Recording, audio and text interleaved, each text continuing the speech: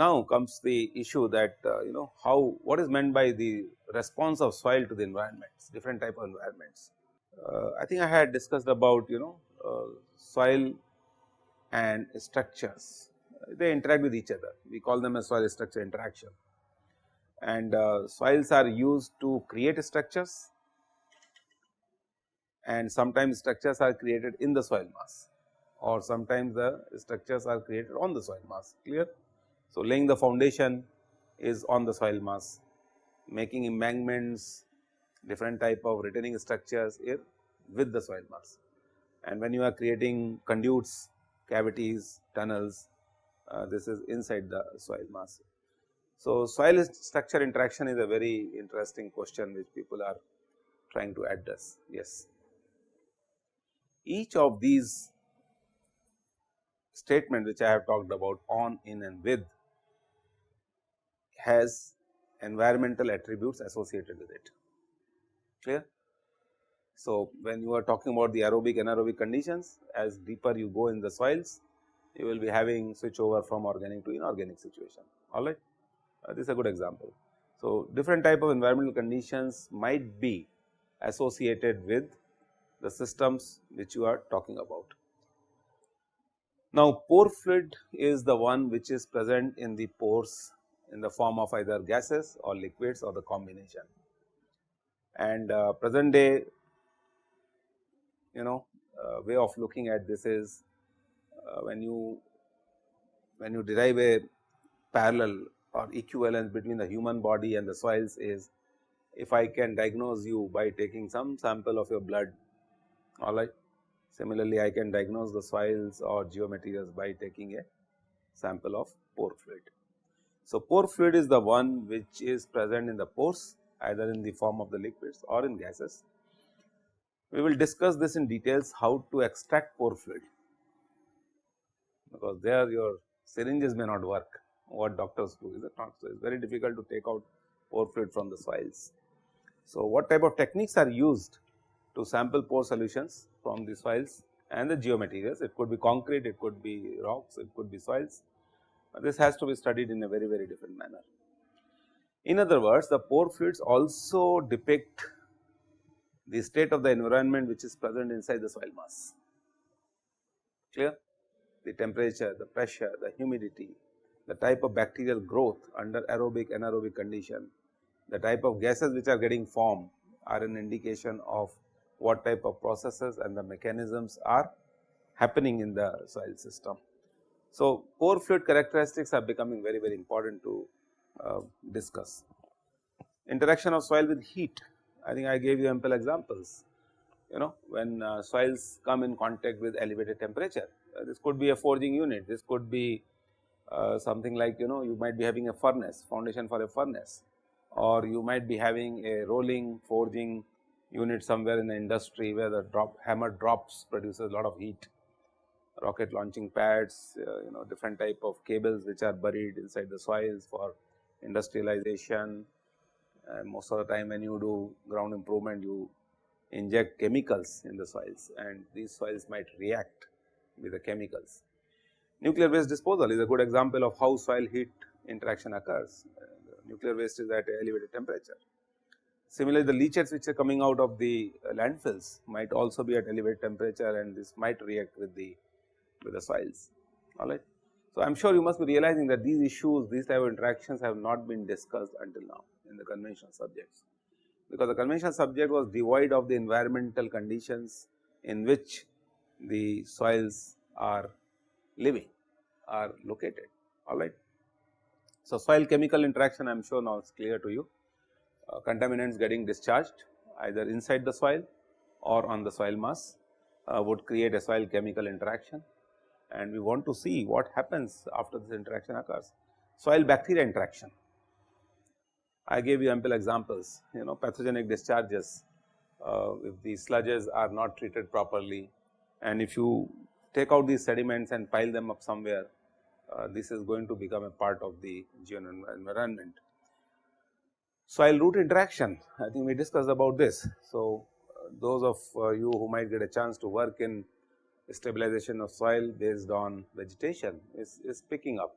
and this is being done at several places. In my consulting also I have used this concept of soil root interaction at different tailing ponds in the country, and where I have recommended vetiver grass. If you are aware of vetiver grass, vetiver is the name of the grass. It grows very fast and the roots penetrate through the soils. Vetiver, VETIVER, vetiver. So, this is a variety of the grass which is quite commonly available, or you can transport it and you can grow it on the slopes of or the embankments. So, the beauty is the root acts as a reinforcement and it holds the soils. So, you check the photographs, I will also show you. It is a good example of how soil root interaction occurs. If you look at the physics behind this, roots produce suction, alright, and when suction gets created, truly speaking, this becomes a soil suction interaction, clear, a three phase system. That means the pores are now filled up with air, water, and this dynamics of the air and water guides the properties of the soil. Similarly, soil bacteria interaction also does the same thing. Bacteria might be producing gases because of decomposition of the organic matter, and once these gases produce and they remain in the soil, the whole system becomes very susceptible to temperature and pressure, alright. So, these type of dynamics people are studying. I think the recent link which I have sent you of environmental geomechanics, you have got it or not few days back. So, there you will find some of the papers which are dealing with this type of interactions related to uncertainty phenomena. Then of course, soil electrical electric or charge, you may say, interaction. So, soil heat and soil electric phenomena could be coupled also. Passage of current through a conductor produces heat, alright. So, this is a very interesting mechanism where people would like to study what happens. Water present in the soil is a dipole, clear, it is a polar material, polar liquid. So, now if the polar liquid gets exposed to the electromagnetic field, how the properties of the fluid themselves will change, alright. So, these type of things become very important when you are talking about different types of sensing tools which you are using them, where the electrical signals are used to detect something in the soil mass. I will talk about this separately in the form of electrical characterization of soils, thermal characterization of soils, chemical characterization of soils, biological characterization of soils, and so on. The last in this series would be the soil and liquid water interaction. So, I am sure you must have come across that the soil which contains water, and this water is of different types. We call this as environmental water also, we call it as a gravitational water, free water, bound water, adsorbed water. So, these type of concepts are becoming very pertinent in discussion nowadays. So, just to show you some of the examples of how this is being done, I think this is what I had been talking about. I will show you a few cases where the type of problem which I am dealing with, this is a beautiful example of the problem with which most of my students are related right now.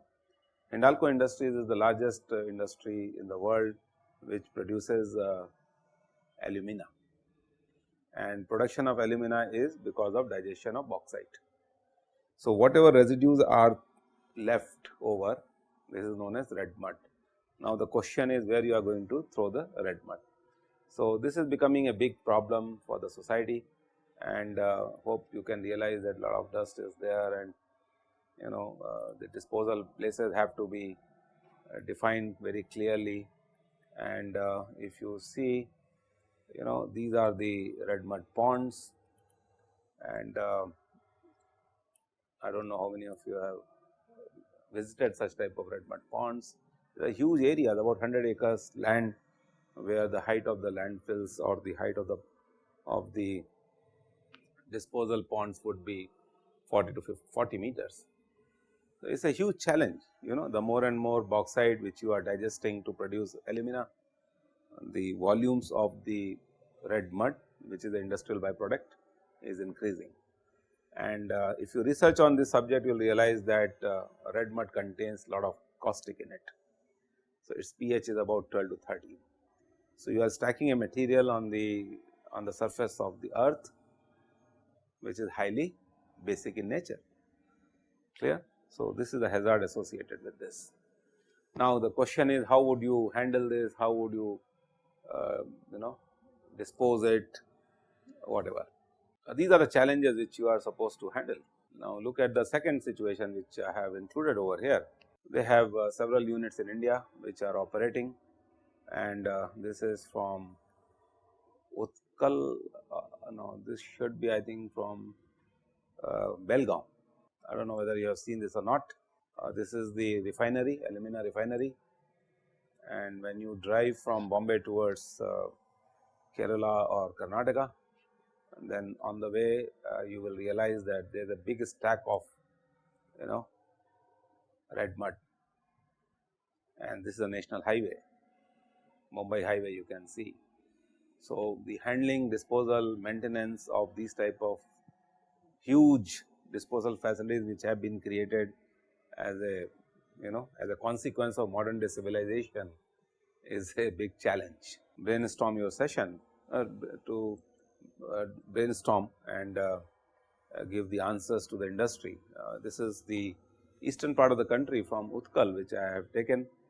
I do not know how many of you know this place, it's in Orissa. So, this is the unit where the process is being done and disposal is being done at several kilometers away. So, piping, pumping of the red mud or the industrial byproducts which are coming out is a big issue. So, designing of these retention ponds is a big question, big challenge. Unfortunately, not many people are aware of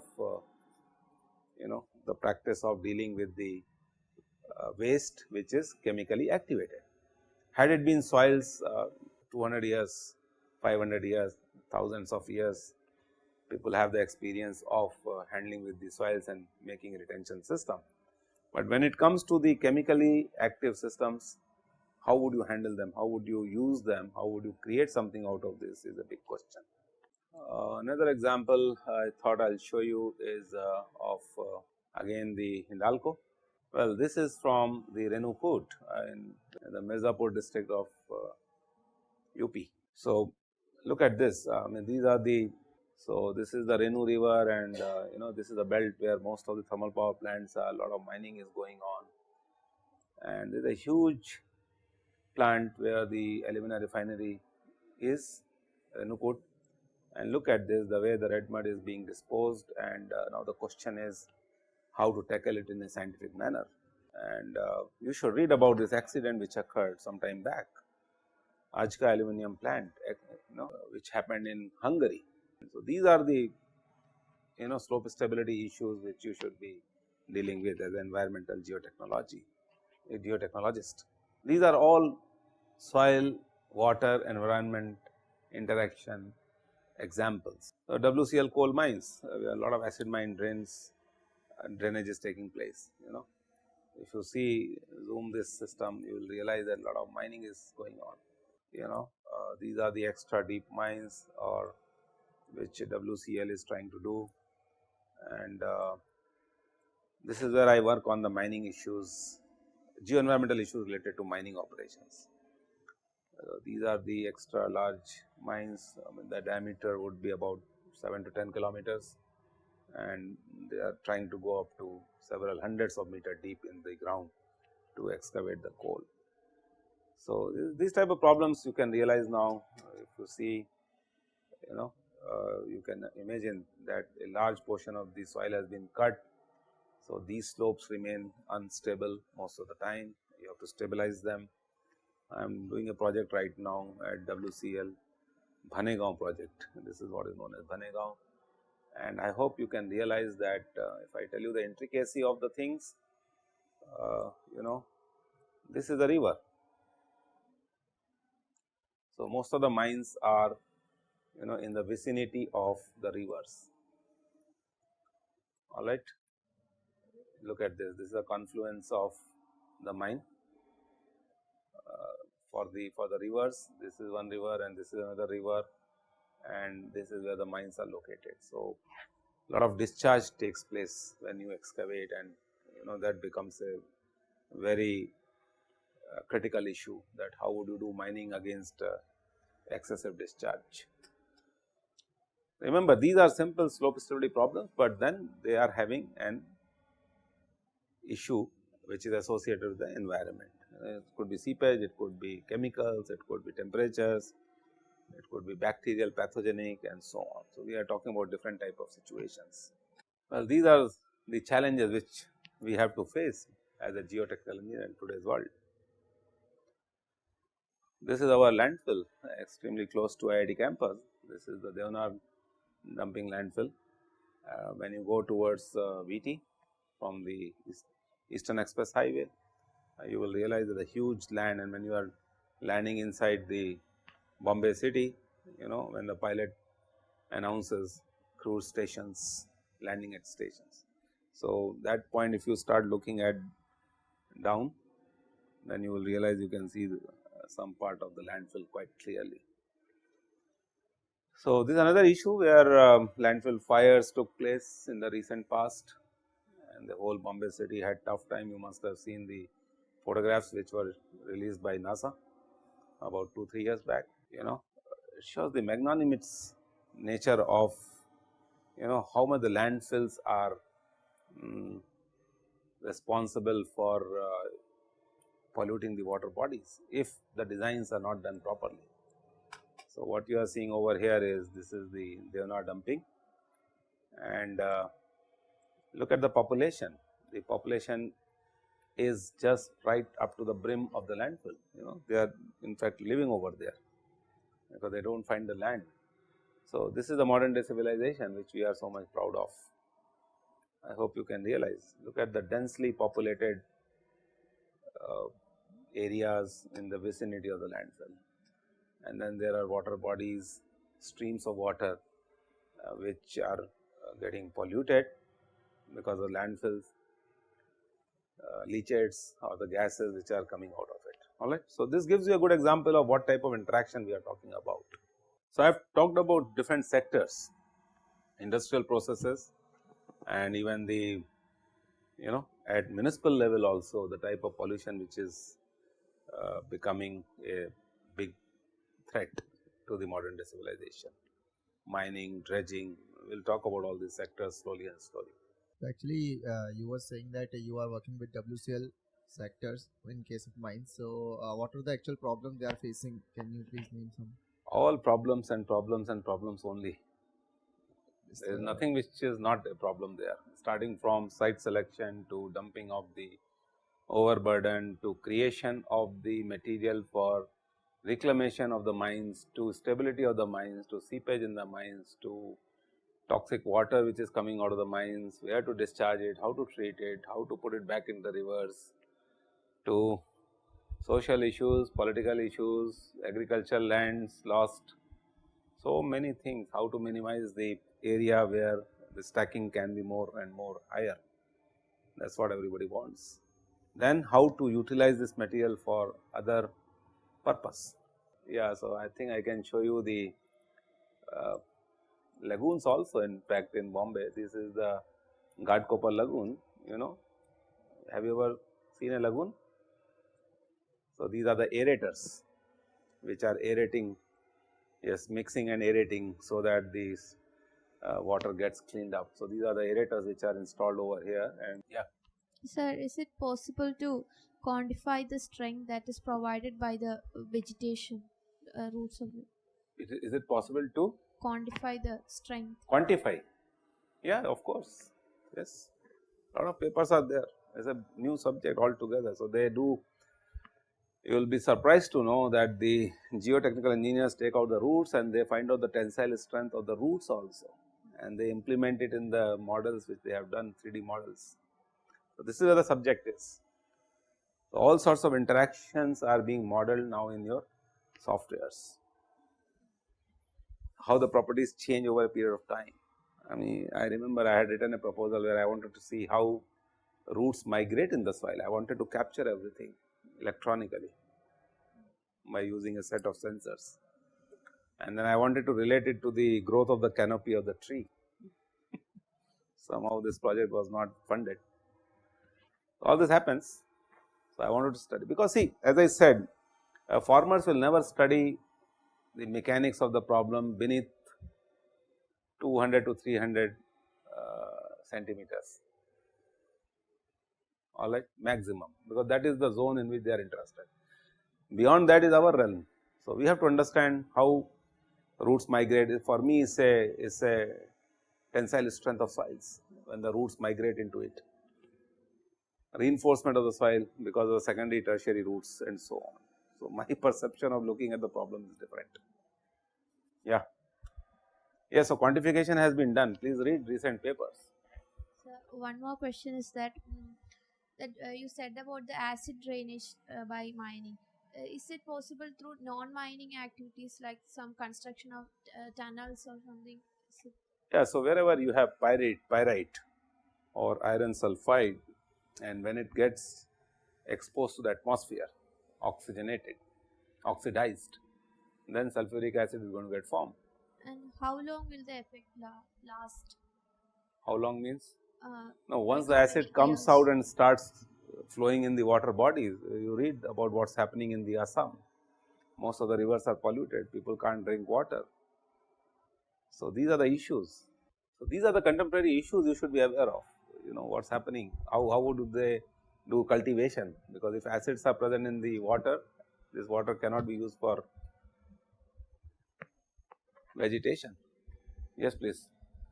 So, if we compare the strength of roots of plants, will that be like comparable to our geomaterials, geotextiles?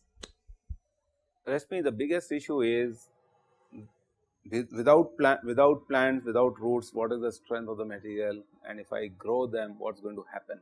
So, an engineer always talks about pros and cons, clear.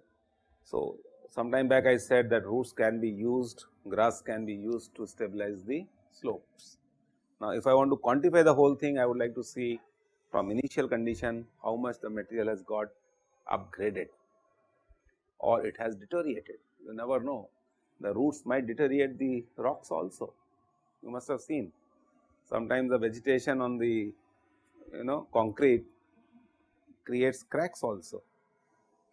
So, this is where judiciously you have to understand the mechanism. So, maybe a very open ended answer to your question is that you have to observe what is happening, and then you have to understand the whole mechanism. So, that is why I say that most of these mechanisms or processes require a lot of time of your life. Sir, can we use all type of plants? Means for No, there all are type of different roots? types of varieties. I mean, you should read in. I mean, I am not a Some are plant good for pathologist. soil and some are not. Yeah, If groundwater depletion I agree with happens. you. Yes, yes, yes. So, that is a big subject. What type of vegetation and weight of the vegetation itself is going to be a big problem. So, suppose you are stabilizing the slopes, and if you plant a mango tree over there, it is going to be suicidal. Recently, I read in Punjab there was a problem related with groundwater depletion due to paddy cultivation. Correct. Not paddy, there are few trees which uptake lot of water, particularly eucalyptus is one, there are different types of it. So, this is where you have to sit down and you have to talk to the plant pathologists, the guys who are experts in subjects, particular subject. So, this is what we do. So, like my laboratory, we talk about the nutrition of the soils, and within this nutrition on the soil, what can be grown. Sometimes the nutrition can also be changed. I can create a nutrition depending upon the requirement. That is where the science of or the technology of the soils comes in the picture. Catering to the requirement of a project, you create something. All right. So, you have to do all this. If this subject intrigues you, then read more and more on different types of varieties of plants. Yeah. So, another example of the question could be, sometime back when I was dealing with a contaminated soil and we wanted to rectify it. So, I had recommended some varieties of the plants for phytoremediation.